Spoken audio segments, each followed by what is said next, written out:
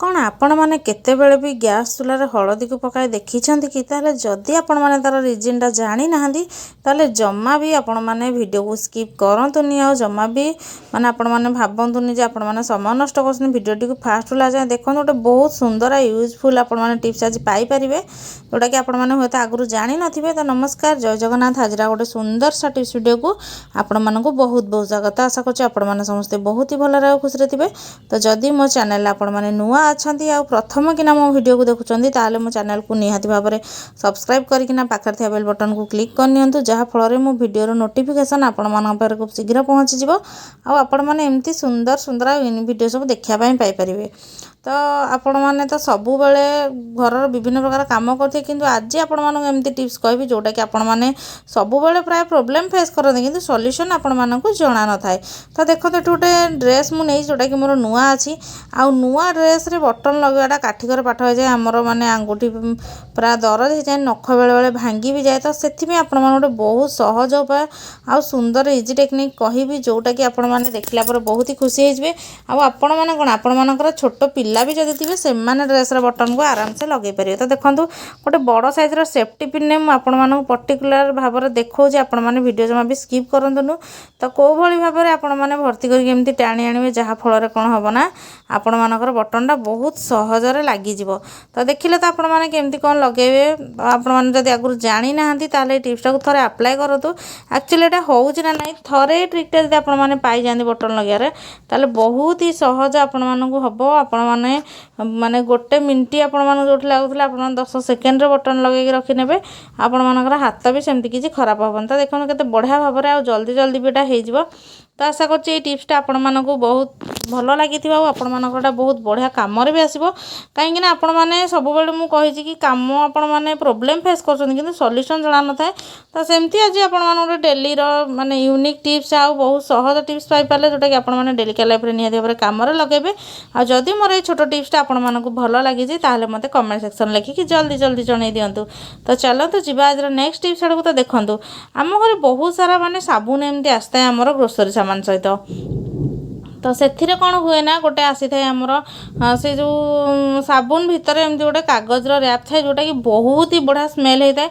तो ताकू आपण जो आणुन फोपाड़तुनि कौन करूँ ना एमती कटिंग करनी मुझे कटिंग करछि। आपण मैंने चाहिए गोटे भी नहीं पार नचेत आपण मैंने एमती छोट छोट पीस मुझे काटुची कटिंग करने कटिंग कर नहीं गोटे बहुत बढ़िया यूजफुल काम आम करवा। तो गोटे कथा कही रोज बैकग्राउंड म्यूजिक को टिके ध्यान दिंतु ना जेहेतु वर्षा टाइम एवं सीजन चलती। तो सही आवाज़टा होची। तो आपण मैंने केवल टिप्स आ मोर कथा पर ध्यान दिंतु। तो देखंतु या पर कौन करेंगे ना गडरेज जोटी आपण मैंने साड़ी हो कपड़ा हो ये सब जिन रखुच्च से कौन करेंगे ना ये मझे आपको गोटे गोटे एमती भर्ती करदे जहाँ फल कि वर्षा दिन में आपण मानकर कपड़ा आ जमा भी बैड स्मेल हेनी। आपण मैंने जमी जब भी कम्फर्ट देवाई भूली जाइए आपण मानकर कपड़ा पूरा फ्रेश रहिबो। तो आशा करछि एई टिप्सटा भी आपण मानक बहुत भल बेनिफिट देइथि बोली जदि मोर ए टिप्सटा भल लागे मते कमेंट सेक्शन में लिखिकी निहाती भाव में जणई दिंतु। तो यार भी आहरी टिप्स अच्छी आपण मान गडरेज को केमती आपण मैंने फ्रेग्रेंस वाला बा माने खराब स्मेल रू बाहर करेंगे। तो सहीटा भी बहुत सारा टिप्स अच्छी। तो आपने चाहिए मो चैनल को जाकि पुराना वीडियो को वाच करपारती। तो चलते जी आज नेक्स्ट टिप्स जोटा कि आमर अच्छी नेल पॉलिश कैप उपर नेल पॉलिश तो सरला पर समस्ते फोपाड़ी देता कि यार गोटे बढ़िया यूज करवा। तो नेल पॉलिश खाली कैपटा को मुझे नहीं तार जो तुड़ीटा को मुझे काढ़ी नहीं तो आपको नहीं आपण मैंने कौन करेंगे ना आपण मानकर रैक हो कि आपण मानकर माने डोर हो कि जोटी सुविधा थी ऊपर आपण मैंने एमती लगे लगे सारापर आपण मानकर इच्छा मुताबक जिनस आपण मैंने हैंग करेंगे। एमती छोट छोट जिनस आम ठीक टाइम पाई न था। तो यहाँ गोटे मंगलसूत्र है तो आपण मैंने जो इड़े पकईदे तो माड़ी वालाटा छिड़ी जावर संभावना थाए ठीक टाइम मिल न था कि आपमती सजे रखा घर को सुंदर देखा जाए आपण मैंने आपण मानकर जिनसटा सठिक समय पाई जाती। तो आशा करछि एई टिप्सटा भी आपण मानकु बहुत भल बेनिफिट देव बोली जदि मोर ए छोट टिप्सटा आपण मानकु 1% भी भल लगी मते कमेंट सेक्शन लिखि जल्दी जल्दी जणाई दिंतु। आउ एथिरे आपण माने कोन कोन हैंग କରିପାରିବେ ବୋଲି ଭାବୁଛନ୍ତି ମୋତେ ସେଇଟା ବି କମେଣ୍ଟ ସେକ୍ସନ୍ ଲେଖିକି ଜଣାନ୍ତୁ। ମୁଁ ଟ୍ରାଏ କରିବି ସେଇଟା କରିବା ପାଇଁ। ତ ଚାଲନ୍ତୁ ଯିବା ଏବେ ଆମେ ଜାଣିବା ଯେ ହଳଦୀ ଗୁଣ୍ଡ ଆମେ କାହିଁକି ଗ୍ୟାସ୍ ଚୁଲାରେ ପକାଇବା। ତ ଦେଖନ୍ତୁ ଏଠି କିଛି ହଳଦୀ ଗୁଣ୍ଡ ତଥାପି 1 ଚାମଚରୁ ହାଫ୍ ପୁରା ମୁଁ ନେଇଯାଇଛି। ଆଉ ସେଥିରେ କ'ଣ କରିବା ନା ଟାଲକମ୍ ପାଉଡ଼ର, ଆପଣଙ୍କର ଯଦି ଏକ୍ସପାୟାର ପାଉଡ଼ର ଅଛି ବି ଚଳିବ, କିନ୍ତୁ ଯଦି ଏକ୍ସପାୟାର ନାହିଁ ତାହେଲେ ଭଲ ପାଉଡ଼ର ଆପଣମାନେ ଯେତିକି ହଳଦୀ ସେତିକି ଆପଣମାନେ ପାଉଡ଼ରକୁ ନେଇ ଏଟାକୁ ମିକ୍ସ ଭଲ ଭାବରେ କରିକିନା କ'ଣ କରିବା ନା ଆପଣମାନେ ଗ୍ୟାସ୍ ଚୁଲା ଉପରେ ରଖିଦେବେ।